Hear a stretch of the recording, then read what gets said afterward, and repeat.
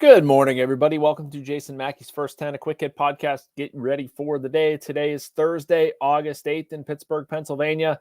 And, well, we've probably seen better days. We've probably had better days coming off the Pirates' loss to the San Diego Padres 9-8 in 10 innings.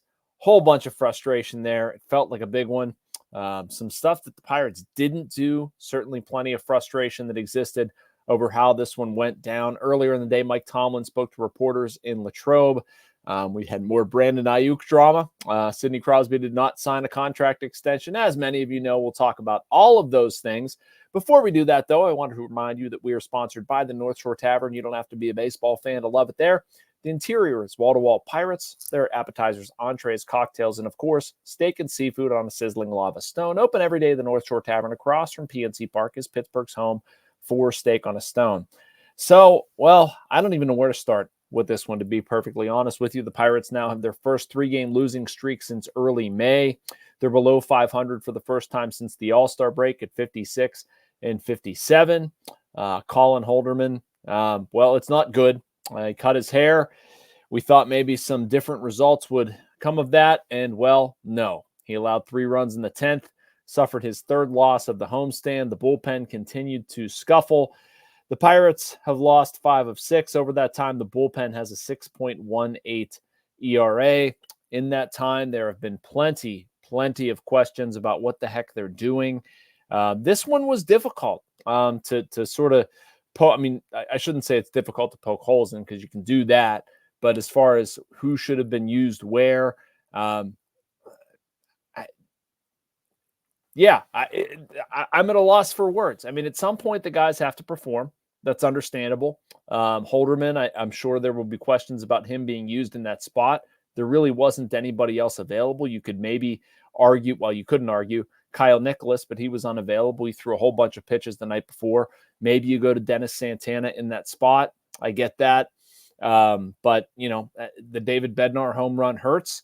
At the same time, I can't really second guess using David Bednar in that spot. He had converted 19 consecutive save opportunities. The home run just hurts. We saw some good. Aroldis Chapman throws 105-mile-an-hour fastball, the fastest pitch thrown in the StatCast era or something like that. Maybe it was the fastest pitch for the strikeout. I don't know. It ended up being insignificant. It was impressive. But again, after that, there was just so much stuff that happened that began to get frustrating. And you can look at this thing and say, was it an opportunity that the Pirates let slip away? And yes, of course it is. I don't totally understand why you don't pinch hit for G1 Bay in the 9th inning.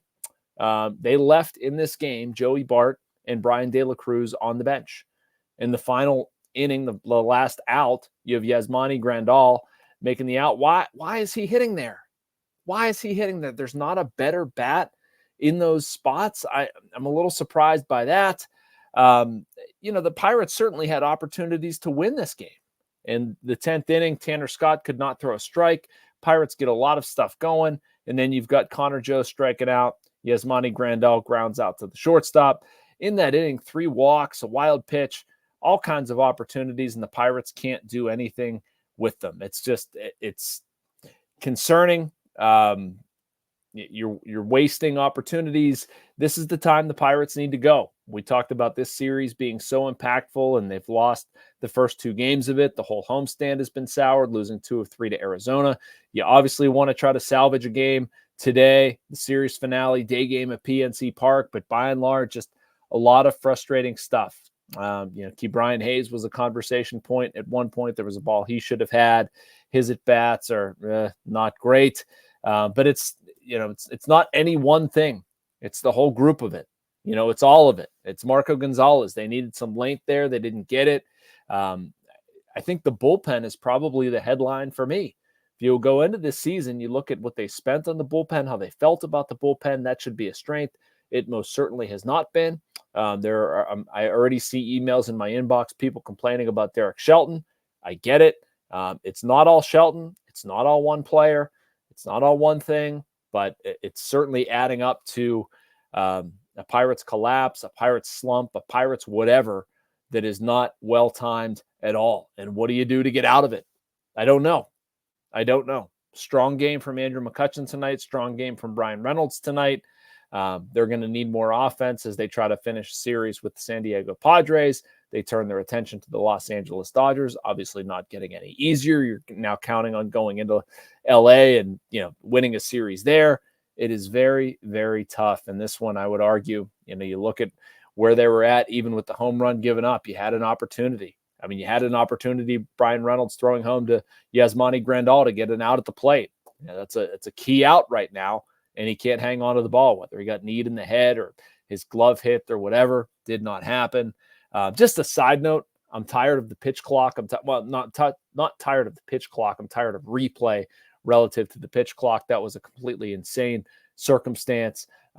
Second time in a few days that we've seen a pitch taken off of there. Just absolutely crazy to me. But there's a lot of frustration. I'm sure you've already shot me an email, or if you didn't, do it now. What bothered you the most? There was a lot that bothered me. But again, just as I've been saying, sort of the sum total of it, and the bullpen being disappointing, and moves that were not made that could have been made. Same story as the other day. Anyway, going to take a short break, have a couple more topics to get back to on the other side. But first, a message from the Bradenton Area Convention and Visitors Bureau. Embrace the laid-back charm of island life while sinking your toes in the sand and discovering real, authentic Florida in the Bradenton area. Unspoiled beauty and pristine beaches, a vibrant waterfront downtown energized by local arts and culture, fresh Floridian cuisine with a flourish of rich history, and friendly locals ready to welcome you to this preserved paradise on Florida's Gulf Coast. Plan your visit today at BradentonGulfIslands.com. Welcome back to First 10. I'm your host, Jason Mackey, and we are one day closer to the Steelers' home preseason opener against the Houston Texans at Acrisure Stadium. On a little bit of a brighter note, I guess, Mike Tomlin spoke to reporters earlier today, or yesterday, I should say, did clarify that Russell Wilson will not play against the Texans. He'll be one of 7 held out. Pretty much what we expected. Justin Fields will start. He'll get a couple series. They'll sort of evaluate that as they go. There's a whole bunch that I'll be looking for out of that one. Tomorrow's show will be more of a Q&A format, but just some of the things I'm looking at, the evolution of Peyton Wilson, how much time he's going to get, how the offensive line looks, some of the young guys that have been seeing time, Troy Fautanu, even Broderick Jones, what he looks like. He doesn't have a lot to prove, but still, Zach Frazier's another one when he gets in there, how much he plays, whatever we do see of the Arthur Smith offense. Beanie Bishop's been getting a lot of reps in the slot. He's somebody I'll be looking for. Maybe a little bit of a revamped secondary, how that looks. We'll try to glean as much as we can from that one. Not really sure what it will look like. I don't think Brandon Aiyuk will be there, but at this point, who the heck knows? I don't know about you all, and I talked about this a couple days ago. I'm tired of seeing it. I'm tired of the fuss. I wish it would just happen. There's been all of this drama, some of it created by my good friend Andrew Filipponi on Twitter. I don't know whether it's intentional or not, but he keeps saying there's a deal in place. It's close. They're at the goal line. Who the heck knows what else? Pony's screaming. And then here comes Jerry Dulac, thankfully, with some actual information saying the Steelers do not have a deal in place for Aiyuk. They are one of several teams talking to them. We'll see if Aiyuk comes to the Steelers. Again, wake me up when it happens. Again, I have a column pre-written at this point that, talks about some stuff where, there's certainly a football fit here. It would make a lot of sense. It would rank very high among the trades in Pittsburgh sports past, but we'll see how it works out. We'll also see if it actually happens. Who the heck knows? Because the information has been misleading. Being careful what you follow, what you know, where's it going to go, whatever. Another day, who knows what sort of fun that's going to bring. Something I thought we were going to get on Wednesday that we didn't get was a Crosby extension.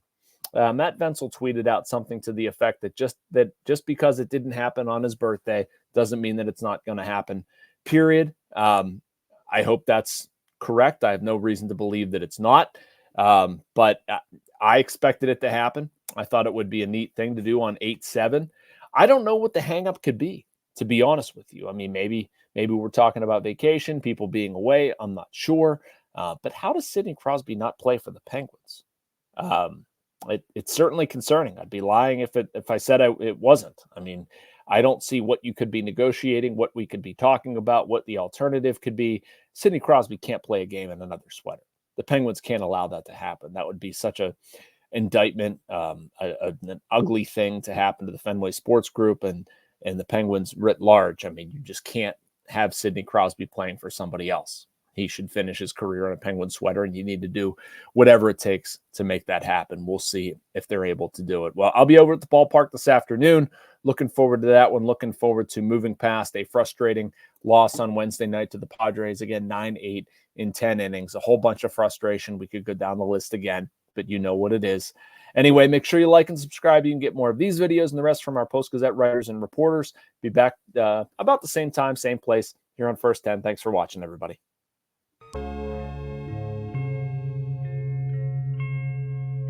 Thank you for checking out this content from Post-Gazette Sports. If you watch this video on YouTube, please like the video and subscribe to our channel. For all of the sports coverage the Post-Gazette has to offer, visit post-gazette.com.